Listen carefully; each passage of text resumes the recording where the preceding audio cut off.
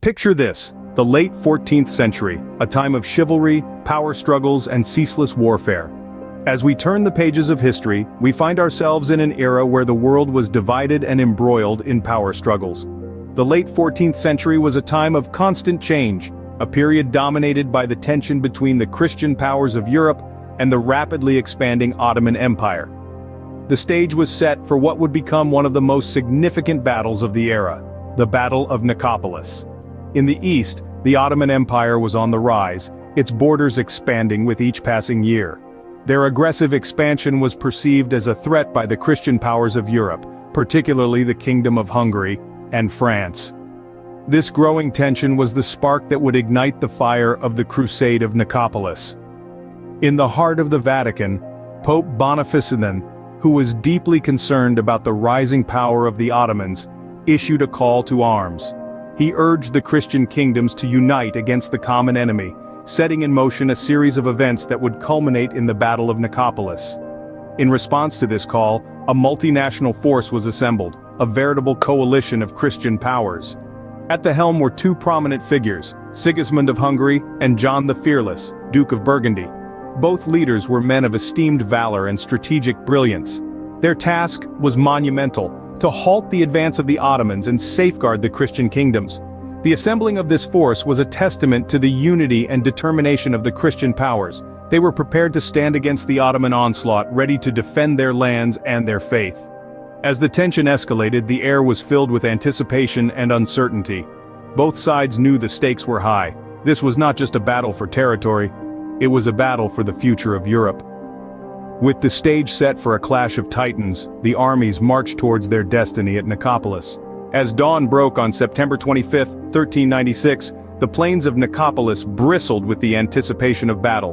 On one side stood the amassed Christian forces, a motley yet formidable assembly of knights and soldiers from across Europe. Facing them, the seemingly invincible Ottoman army, led by the formidable Sultan Bayezid I. The first to make their move were the French knights. Emboldened by a mix of youthful exuberance and a burning desire for glory, they launched a hasty and ill-advised charge. Their horses thundered across the battlefield, the air filled with the clanking of armor and the battle cries of men eager for victory. But their enthusiasm was not matched by tactical acumen. Their premature charge, ignoring the plans of the combined Christian leaders, would prove disastrous. In response to the French knights' reckless advance, the Ottoman forces, led by Bayezid I, launched a counterattack. Their strategy was patient and calculated.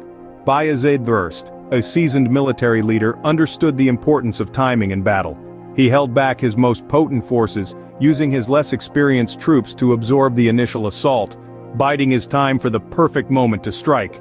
As the French knights' charge waned, the Ottomans seized their opportunity. The Anatolian troops, the backbone of the Ottoman army, were thrown into the fray. These seasoned soldiers, hardened by numerous campaigns, were a stark contrast to the impetuous French knights. They pushed back with a disciplined fury that began to turn the tide of the battle. Then came the final, devastating charge by the Ottoman cavalry. These were the Sipahis, the elite horsemen of the Ottoman Empire. With a thunderous roar, they swept across the plains of Nicopolis, their swords flashing in the early morning light. The Christian forces, already reeling from the sustained Ottoman counterattack, were unable to withstand this final onslaught. In the heat of battle, the plains of Nicopolis became a maelstrom of clashing swords and falling men. The French knights, once so eager for glory, were now fighting for survival. But their efforts were in vain. The disciplined might of the Ottoman forces was too much to contend with. The battle raged on, but the outcome was becoming increasingly clear. The Christian forces, despite their initial vigor and numbers, were being systematically dismantled by the Ottoman army. Bayezid I's strategic prowess, coupled with the disciplined ferocity of his troops, was proving too formidable a combination. As the dust settled, the once mighty Christian army lay decimated on the battlefield, marking a turning point in the Crusades. The Battle of Nicopolis, a clash of cultures and faiths, had ended in a decisive Ottoman victory. It was a stark reminder of the military might of the Ottoman Empire, and a harbinger of the challenges that lay ahead for the Christian powers of Europe. In the wake of the battle, the landscape of Nicopolis bore the scars of a hard-fought conflict. On this very ground, the ambitions of many high-ranking crusaders were abruptly halted. As the dust settled, the grim reality of their defeat began to sink in. Many of the knights and nobles who had once held their heads high with pride were now prisoners, their fates hanging in the balance. The captives were not treated equally. The Ottomans, savvy in the ways of politics and power, sorted their prisoners into two groups. The first group comprised the high-ranking crusaders, the ones with deep pockets.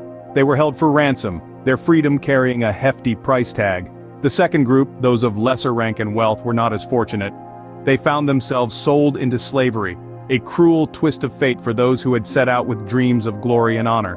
But the aftermath of the Nicopolis battle was more than just a tale of captives and ransoms. This conflict had far-reaching implications that extended beyond the immediate landscape of battle-worn Nicopolis.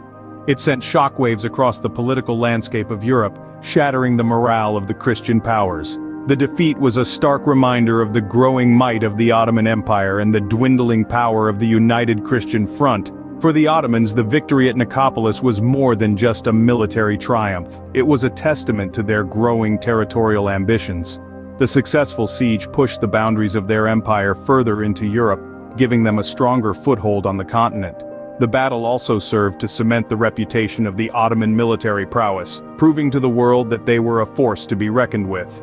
The Battle of Nicopolis, a symbol of Ottoman might, sent ripples through the annals of history. Today, over 600 years later, the echoes of Nicopolis still resonate. The Battle of Nicopolis, waged in the year 1396, marked a decisive turning point in the tides of power. Its ripples were felt far and wide, significantly shaping the future of Christian Europe and the Muslim Ottomans. It was not just a battle between two armies, it was a clash of two worlds, two ideologies, and two ways of life. The long-term effects of this monumental conflict were profound. For one, it tipped the balance of power in favor of the Ottomans. This victory cemented their standing as a formidable force, setting the stage for their dominance in the region for centuries to come. In contrast, it signaled a decline for Christian Europe, as it struggled to regain its foothold and grapple with the repercussions of this defeat. Nicopolis also marked the end of large-scale crusades. It was a stark wake-up call, a harsh reality check. The age of chivalry and knights in shining armor was on its way out, and the era of modern warfare was ushering in. The emphasis shifted from individual valor and personal glory to strategic planning, logistics, and disciplined armies. It was a clear testament to the changing nature of warfare, a harbinger of what was to come.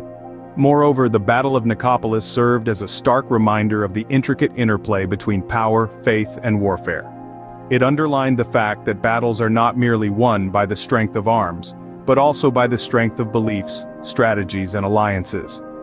The legacy of Nicopolis lives on, not just in history books, but in the very fabric of our modern world. It continues to influence our understanding of historical dynamics, warfare strategies, and the perpetual dance between power and faith. And so, the Battle of Nicopolis, a pivotal moment in history, continues to shape our understanding of the intricate dance between power, faith, and warfare.